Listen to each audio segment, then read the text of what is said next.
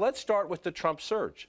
This is the summer of Trump. There's nothing else to call it. We're all a bit surprised by this, I think. But Donald Trump, if you look at our new CNN ORC national poll, he's at 18%. Now, that means 80% of Republicans don't want him, but in a crowded field of 17 people, 18% puts you on top, and it makes you a huge player in the race. If you look at the top 10, because that's the line for the Fox debate, which is coming up a little more than a week from now, you get Donald Trump, Jeb Bush, Scott Walker, then Ted Cruz, Rand Paul, Marco Rubio, Mike Huckabee, you go down. Not making this cut at the moment would be former Texas Governor Rick Perry, ran last time, former Senator Rick Santorum, won a dozen states in 2012, not going to make the cut.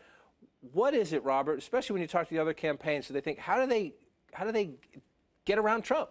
Almost every other campaign at this point has resigned themselves to the fact that before the debate, Trump is likely to be leading the polls. And the debate is certain to be about Trump, how Trump handles himself, how people respond to Trump. And so they all are coming up with Trump strategies. How do you actually go at this person who's a populist hero to many in the party, who doesn't have many specifics on policy, doesn't have a voting record? And so they're trying to be careful because they know he's gotten a lot of people enthusiastic. And so can they flesh him out on policy? I assume is one of the strategies of the other candidates. When you talk to them, they say, he used to say he was a Democrat. He used to say Hillary Clinton was great. Now he says she stinks.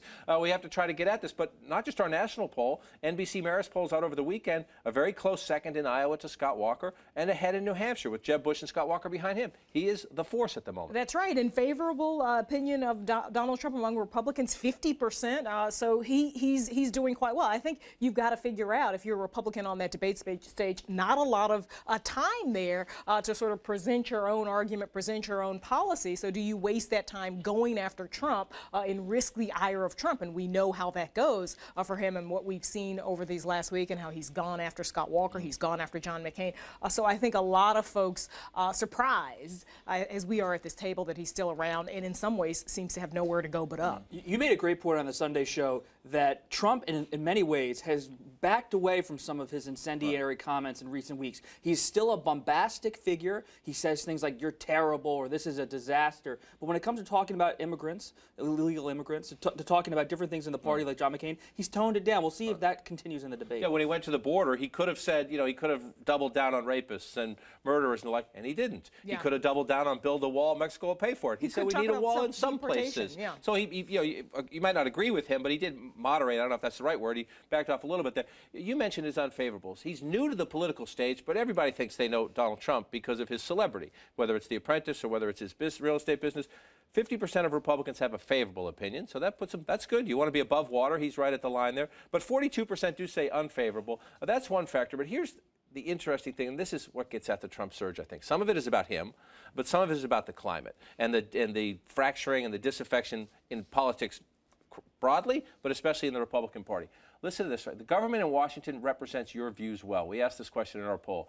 46% of Democrats say the government in Washington represents their views well. 14% of Republicans, Robert. 14%. The Republicans control the House. They just won the Senate in the midterm election in 2014, a big victory. Republicans should be happy.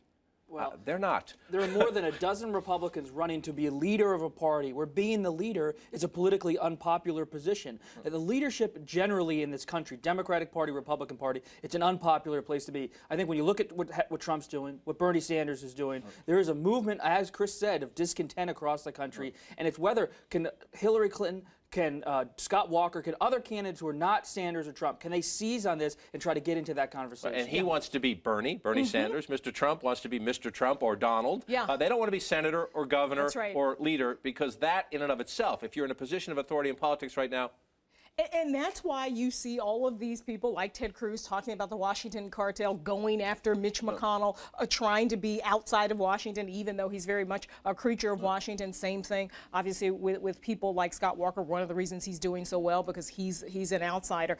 It's interesting to see Bernie Sanders and Donald Trump, very different men, very different philosophies, very different bank accounts, really channel the same kind of anger. One's a rich billionaire, one's a Democratic socialist, but it's the same feeling of angst and discontent with where the country is. Our question, I guess, is, are they summer flings, or is this the mood and the climate that's going to carry through in the general election? We'll see.